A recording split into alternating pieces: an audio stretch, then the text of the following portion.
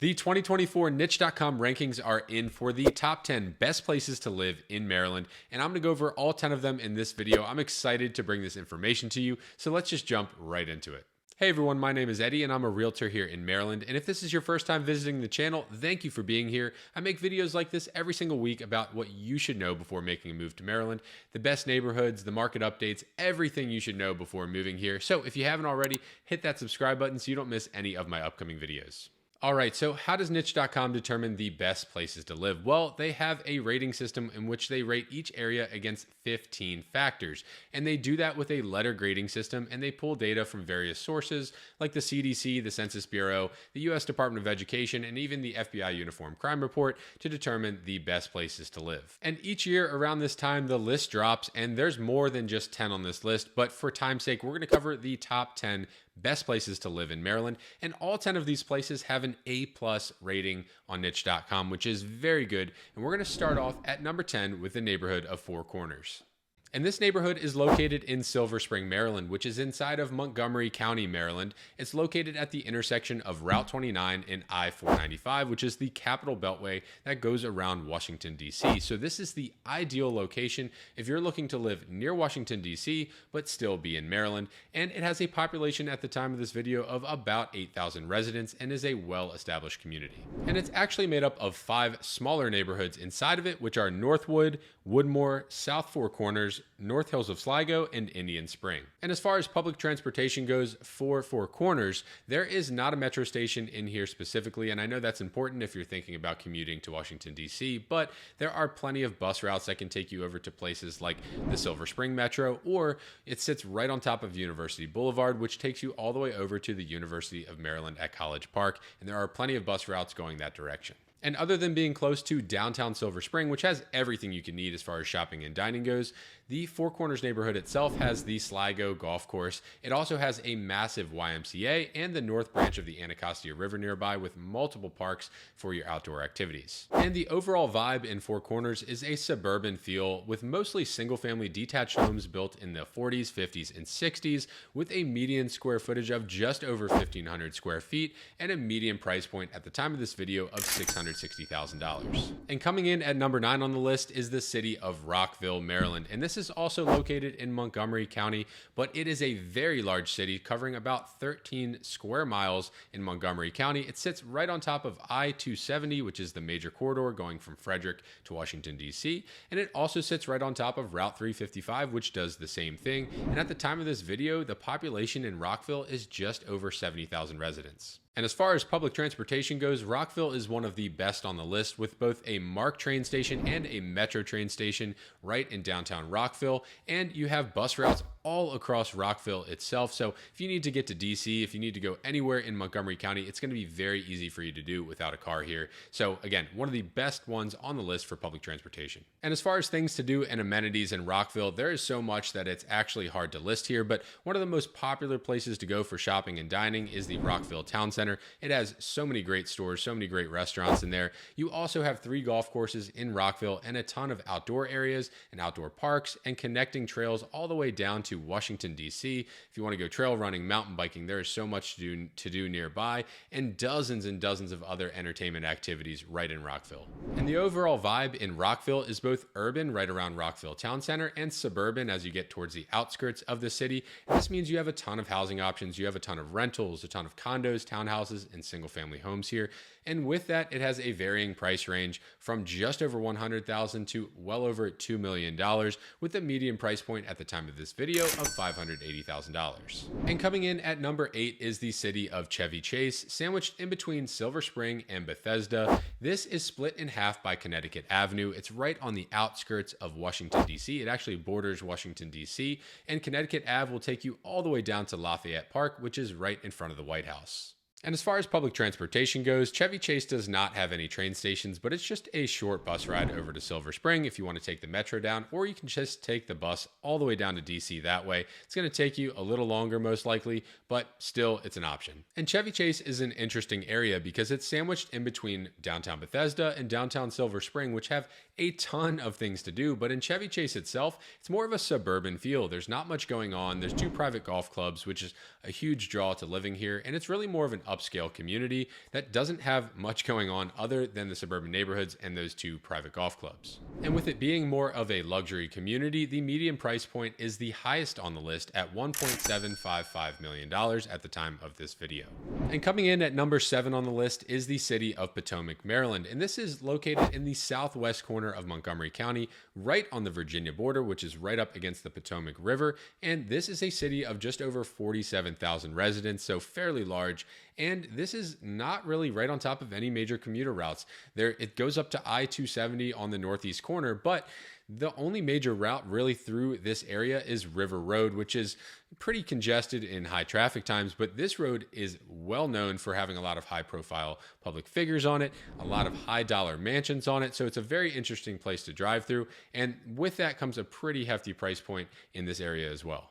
And there's also not a lot of public transportation here. There's no train stations, very few bus routes. So you're either going to have to drive from your home to wherever you need to go, or if you're like the public figures, you're going to take a private chauffeur to wherever you need to go to. And just like Chevy Chase, there are not a lot of things to do in Potomac itself. There's not a ton of shopping and dining here, but again, that's not why you're most likely going to live here. It's probably going to be for the amazing houses, the status, the location of living in Potomac, Maryland. Now, you do have Great Falls nearby, which is an amazing area with waterfalls, hiking, walking trails, rock climbing, a lot of really cool things. Some of the world-class whitewater kayaking and rafting is right in Great Falls there. But other than that, you're not going to have a ton of things going on in Potomac.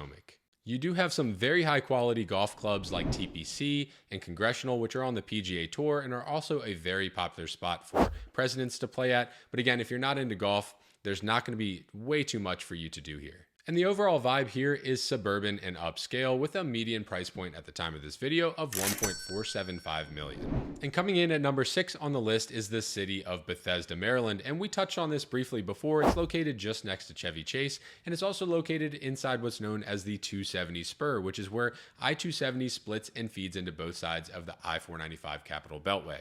And Bethesda does have great public transportation. It has its own metro station, plenty of buses to get down into Washington, D.C., and it's really the ideal location for commuters if you're looking to be near D.C. And Bethesda is well known for its upscale dining scene, and it really has a metropolitan feel in downtown, a ton of high rises, but if you're looking for more of a suburban feel, you have that as well on the outskirts of town. And as far as things to do in Bethesda, most of your activities, if you want to call it that, are going to be shopping and dining here. There's not that many outdoor activities. You're really going to go here for the great restaurants, the great shopping, and the proximity to DC. But the interesting thing about Bethesda is the wide range of housing prices. You can get a condo in the 100s, or you could be paying over $10 million for a mansion in Bethesda. So with that comes a median price point of $1.1 million. And coming in at number 5 on the list is the city of Fulton, Maryland. And we're finally out of Montgomery County and into Howard County, and Fulton is ideally located right at the intersection of Route 216 and Route 29, and pretty much equidistant between Baltimore and DC. So this is the ideal commuter location if you have a family who needs to commute to both, or if you yourself need to commute to both cities. And Fulton is pretty lacking when it comes to public transportation. There are a couple bus routes that travel through Fulton. They'll take you to Baltimore or over to Bethesda, where you could take the metro down to DC that way, but it's going to take you much longer. And really, if you're living in Fulton, I'd highly recommend that you have a car for your primary means of travel. And as far as things to do and amenities in Fulton, you do have Maple Lawn, which is a planned community. It has restaurants inside of it, it has shopping inside of it, and some retail spaces, but overall, not that many options here. Most people that live in Fulton are going to travel up into Columbia for all of their shopping and dining. And the overall vibe in Fulton is more of a suburban and a rural feel. It's a mix of both. If you're in the Maple Lawn community, which is the planned community, it's going to have more of a suburban feel. But if you're in more of the established Fulton area, it's going to be more of a rural feel. A lot of farmland around you, a lot of acreage. So if you want a bigger yard, that's the area you go to. And at the time of this video, the median price point for a home in Fulton is $845,000. And coming in at number 4 on the list is Ellicott City, which is also in Howard County, and it's conveniently located at the intersection of Route 29 and I-70, just outside of Baltimore. So this is the ideal commuter location if you work in Baltimore or even if you work at nearby Fort Meade.